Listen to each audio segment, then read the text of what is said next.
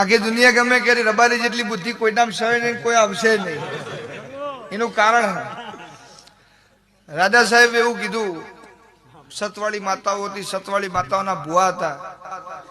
અને જે વખતે રાજાનું રાજ ચાલતું એ દાડો રાજા એવું કીધું કે મને કંટાળો એવી વાત કરે, બરોબર, એને હું હોનાનો મોર આલું. આખી બધી નાચ જઈ નાઈ. છેલ્લે મારો રબારીનો છોકરો ગાયો ચાલતો હતો.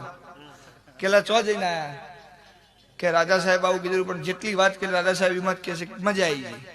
હવે કેવું હું કે 2 મિનિટ આટલો ગાવડો વતરો હું હાલ ઇનામ લઈને આવું.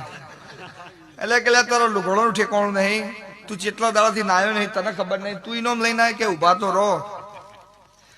અને રાજા સાહેબ ના જોડે કે રાજા સાહેબ એક બહુ મોટું ઝાડ હતું વડલાનું, અને એના ઉપર એક 1000 પક્ષી બેઠા હતા.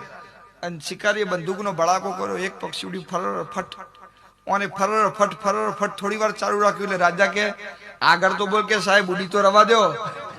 એટલે પેલા ને ખબર પડી કોનો ઉડી નહીં ને આપણી વાત પૂરી નહીં થાય, એના કરતા મોર લઈને. પણ એ મારો રબારી કરે, ગમે કરે, દેવને લડવાય ખરો.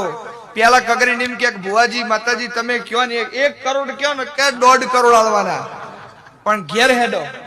અને જો ઘેર બરોબર પથારી તૈયાર થાય એટલે કે માલ લૂંટવા આવી છે કે સારું કરવા આવી છે, ચાલાવત ભોયના ખીચાના કાઢીને આલી જાય બાપા મને શું.